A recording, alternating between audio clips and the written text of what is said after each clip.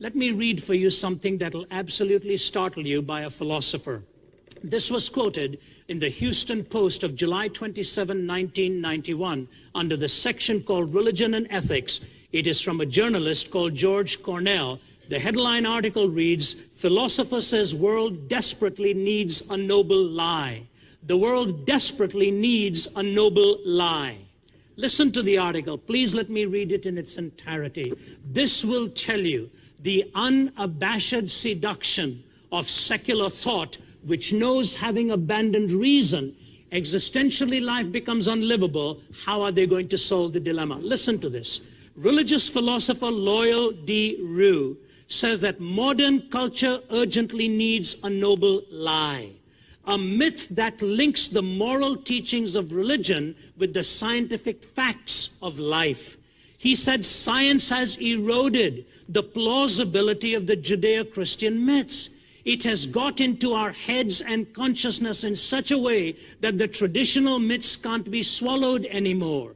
The myths, he said, include archaic views of the universe, a presumption that humans are at the center of the existence, and the stories of Jesus' resurrection and of Moses bringing down the 10 Commandments down from a mountain. These are pure myths, he says. Dispel the myths of religion, he said, and all that is left is despair, which considers life and the universe meaningless. You see what he's saying? You've got to get rid of these myths, but when you get rid of these myths, it leaves you completely desperate. The myths served as a framework for religious teachings that brought about man's betterment, Rue says. Without their integration of cosmology and morality, of cosmic facts with idealism, people will deny fixed standards and do whatever they choose, splintering society.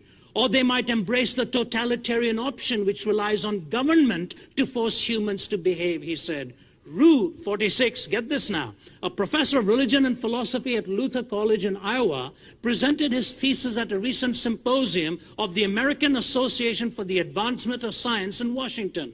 A church-going but skeptical Lutheran, Rue suggests that we start all over again and create a new myth, a noble lie that squares with what is known scientifically, something that is convincing, though it may not be factual. What would that lie be? He doesn't specify. It remains for the artists, the poets, the novelists, the musicians, the filmmakers, the tricksters, and the masters of illusion to winch us toward our salvation by seducing us into embracing a noble lie, he told the scientific meeting. Perhaps, he said in an interview, it is possible to rework, transpose the Judeo-Christian tradition to make it plausible again. In any case, the illusion must be so imaginative and so compelling that it can't be resisted, so beautiful and satisfying that all will feel they have to accept it, he told the meeting.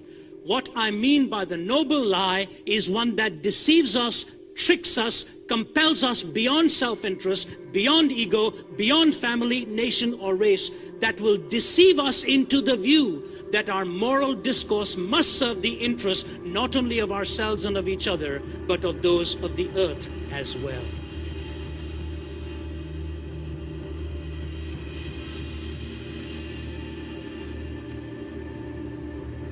Now is the historical moment, the time, not only to fight severe virus, but to shape the system. We have a unique but rapidly shrinking window of opportunity to learn lessons and reset ourselves on a more sustainable path.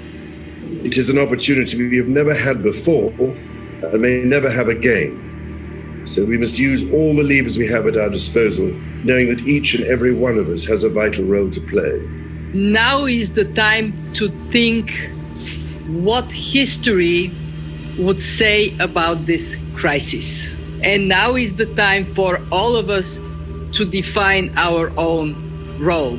What is it that would make it so that history would look at this crisis as the great opportunity for reset? The Great Reset is a welcome recognition that this human tragedy must be a wake-up call. It is imperative that we reimagine, rebuild, redesign, reinvigorate, and rebalance our world. Rebalancing investment, harnessing science and technology, and advancing the transition to net zero emissions, all elements of the Great Reset, are fundamental to building the future we need. The world's problems fit on three sides of a triangle.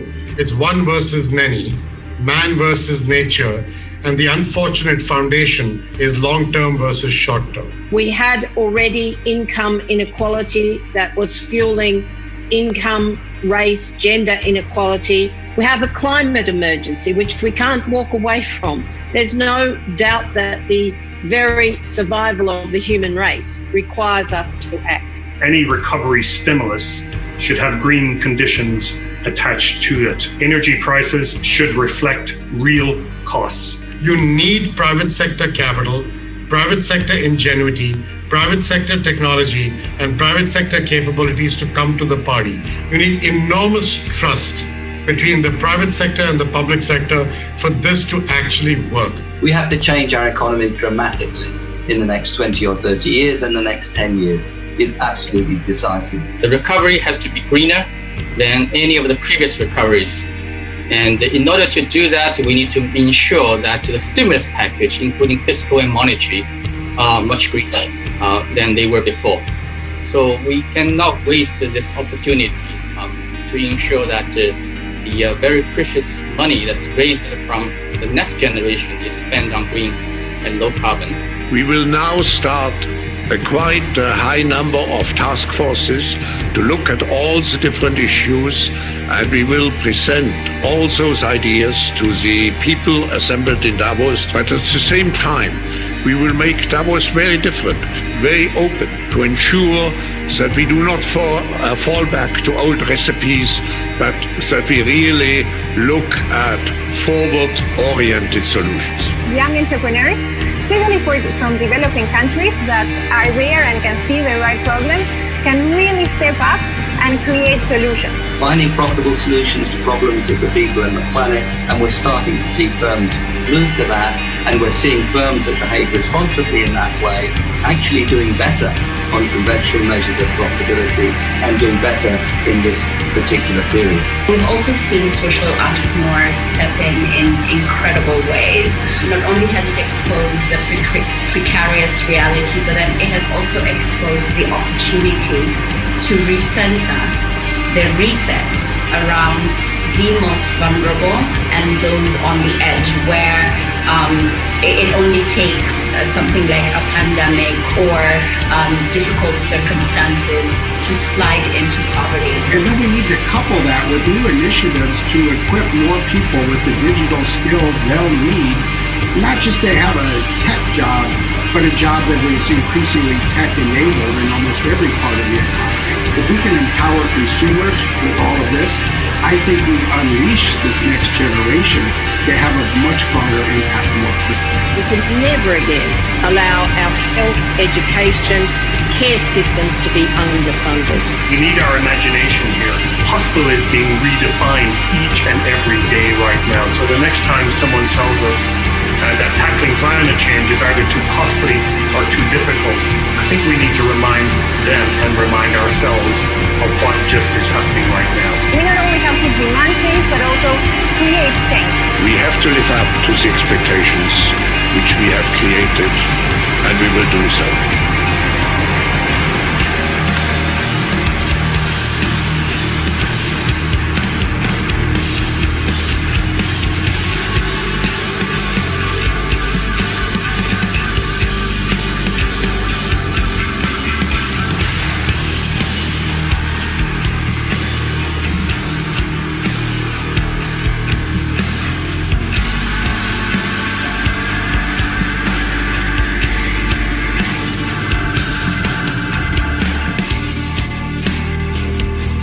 You see what he's saying?